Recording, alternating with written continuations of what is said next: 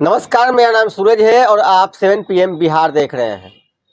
एक तरफ जहां बिहार में विधानसभा चुनाव का बिगुल बज चुकी है, वहीं दूसरी तरफ जो है बिहार राज्य प्राथमिक शिक्षक संघ के बैनर तले जो शिक्षक लोग हैं वो 5 अक्टूबर को गर्दनीबाग धरना स्थल पर अपनी मांगों को लेकर एक बार फिर से धरना पर बैठने जा रहे हैं। क्या कुछ मांगे हैं, इस पे बात करने के लिए हमारे साथ शिक्षक नेता आनंद मिश्रा जी हैं। इनसे बात करेंगे। आनंद जी, चुनाव का बिगुल बज चुका है और जो है आप लोग अब धरना पर बैठने जा रहे हैं। सूरज जी, चुनाव की तभी अधिसूचना जारी नहीं हुई है, लेकिन संभवतः इस सप्ताह में सूचना जारी हो जाएगी। लेकिन कहते हैं ना कि मरता क्या न करता। बिहार के शिक्षकों के पास अब ऐसी परिस्थिति बन गई है कि हम पिछले 1-1.5 साल से इस आशा उम्मीद में जी रहे थे, इस प्रत्याशा में जी रहे थे कि सरकार आज नहीं तो कल, कल नहीं तो परसों करेगी, हमारे फेवर में बातें आएंगी। जो हमारा हक और अधिकार है उसको सरकार न देकर के बार बार छलने का काम किया। अब हम कह सकते हैं कि हमारी जो उचित मांगे थी, जो हमने सरकार के दिए निर्णयों के साथ जाकर के हमने काम किया, उसके बाद भी अब कह सकते हैं जैसे नियोजित शिक्षक है, नियोजित शिक्षक की जो पूर्व की 2020 की जो सेवा नियमावली है उसमें उनके लिए प्रोन्नति की बात स्पष्ट रूप से है, लेकिन पटना हाईकोर्ट के जजमेंट के बाद भी सरकार ने उनके प्रोन्नति का एक भी ठोस कदम नहीं उठाया। शिक्षक इंतजार कर रहे हैं कि आज न कल हमारी प्रोन्नति होगी। दूसरी बात, विशिष्ट शिक्षक जो सक्षमता परीक्षा पास करके शिक्षक विशिष्ट शिक्षक बने हैं, जो नियोजित शिक्षक थे, उन्होंने जब परीक्षा दिया उस समय विज्ञापन में स्पष्ट लिखा हुआ था कि वेतन संरक्षण का लाभ दिया जाएगा। मैं आपको बता दूं कि आज 10 महीने हो गए शिक्षकों को विशिष्ट शिक्षक बने हुए, लेकिन उनको जो सरकार ने पहले से जो दिया हुआ है वेतन संरक्षण का लाभ देते हुए उनको वेतन देना, वो भी नहीं दे रही है। उल्टे जो शिक्षक क्षमता परीक्षा पास करके, गजब विडंबना है, पूरी दुनिया में ऐसा कहीं नहीं हुआ होगा कि जो विभाग में कार्य कर रहा हो और उसने परीक्षा दिया हो विभागीय नियमानुसार और उसका वेतन 15,000 रुपया पर मंथ कम कर दिया गया है। ये शर्मसार करने की स्थिति है। लेकिन शिक्षकों की धैर्य की पराकाष्ठा देखिए, हम संगठनों की इंतजार की पराकाष्ठा आप देख लीजिए कि हमने इंतजार करते करते चुनाव के मुंह तक आ गए।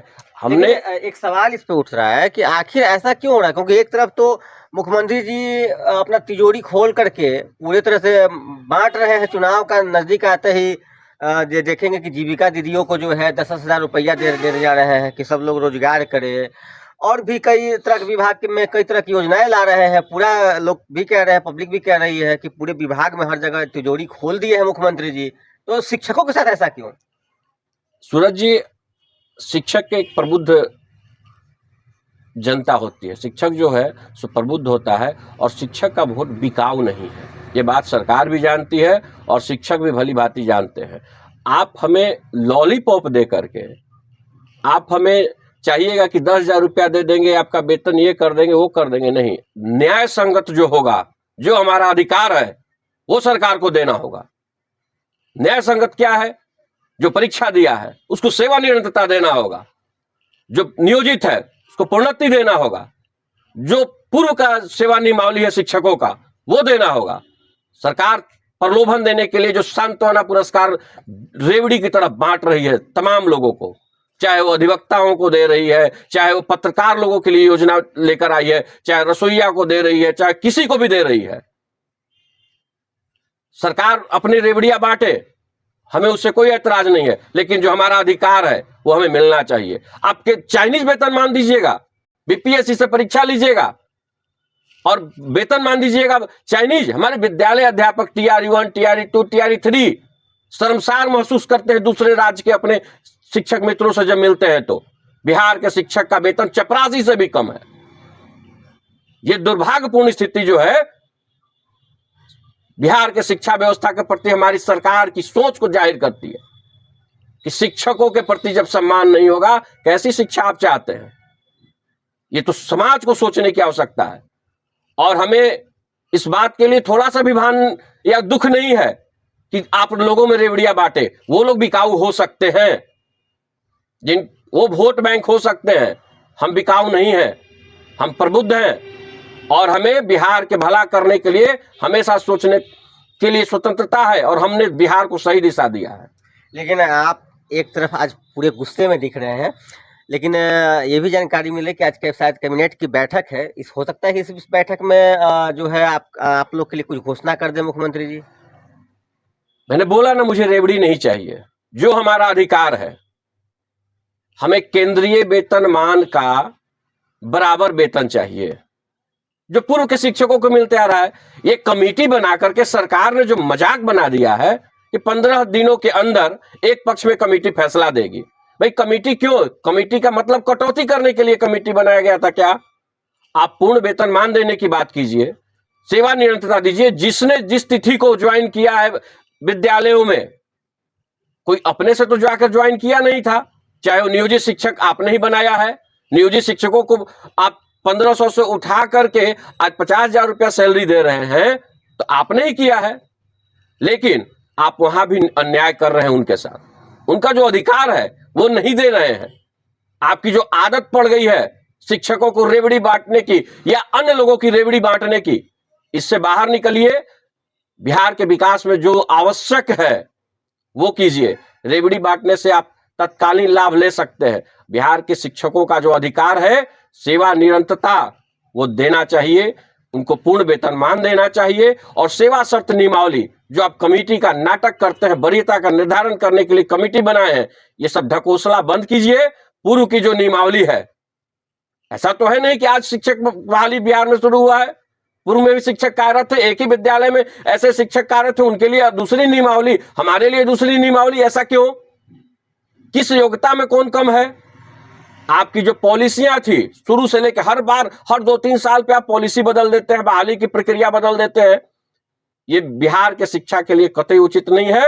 और मैं आपको बता दूं, बिल्कुल चुनावी समय है। एक सवाल ये भी है कि कुछ ही दिनों में आचार संहिता लगने वाला है और आप लोग 5 तारीख को जो है धरना पे बैठने जाएंगे, और मिली जानकारी के अनुसार जो है शायद 6 के बाद जो है कभी भी आचार संहिता लग सकता है।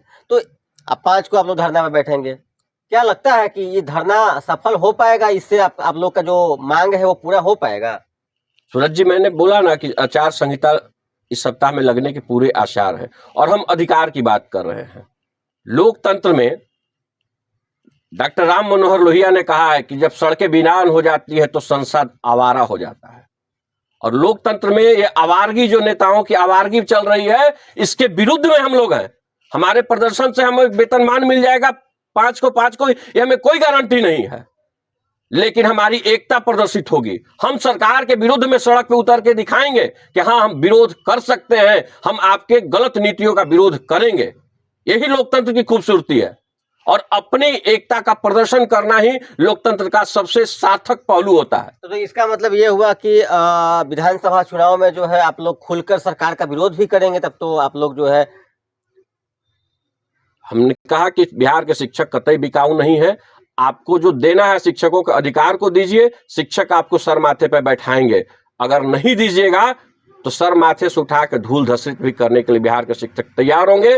5 तारीख की पाटलिपुत्र की धरती पे बिहार के लाखों शिक्षक अपने विरोध स्वरूप धरना पे बैठेंगे और इसका परिणाम सरकार को आगामी चुनाव में भुगतने के लिए तैयार रहना पड़ेगा। तो इसमें सिर्फ नियोजित शिक्षक होंगे कि और कौन कौन से शिक्षक होंगे? सूरज जी, ये तमाम कोटि के शिक्षकों की मांग है। हमारी 11 सूत्री मांग है। सर्वप्रथम तो हमारा ये मांग है कि नियुक्ति तिथि से शिक्षकों को राजकृत वेतनमान और नियमावली के तहत लाते हुए ओल्ड पेंशन योजना का लाभ दिया जाए, ये हमारी मांग है। बीपीएससी से बहाल शिक्षक, सक्षमता परीक्षा पास विशिष्ट शिक्षक, उनको भी सेवा निरंतरता का लाभ देते हुए केंद्रीय वेतनमान के तर्ज पर लाया जाए। नियोजित शिक्षकों के लिए हमारी मांग है कि उनको जो पूर्व की नियमावली के तहत जो प्रोन्नति है या जो अन्य लाभ है उसका लाभ दिया जाए। सभी शिक्षकों के लिए हमारी मांगे हैं कि सभी शिक्षकों की सेवानिवृत्ति का जो उम्र सीमा 60 वर्ष है उसको बढ़ा करके 65 साल कर दिया जाए। सभी शिक्षकों के लिए निःशुल्क चिकित्सा पूरे परिवार के साथ हमारी प्रमुख मांग है, क्योंकि 1,000 रुपए में किसी का भी परिवार का चिकित्सा व्यवस्था नहीं हो सकता है। एक डॉक्टर का 15 दिन का फीस 1,000 रुपये आज के समय में हो चुका है, तो कोई भी परिवार 1,000 रुपये में एक महीने में अपना मेडिकल सुविधा प्रदान नहीं कर सकता है। सरकार से हमारी मांग है कि पूरे परिवार के लिए कैशलेस मेडिकल की व्यवस्था सरकार करवाए।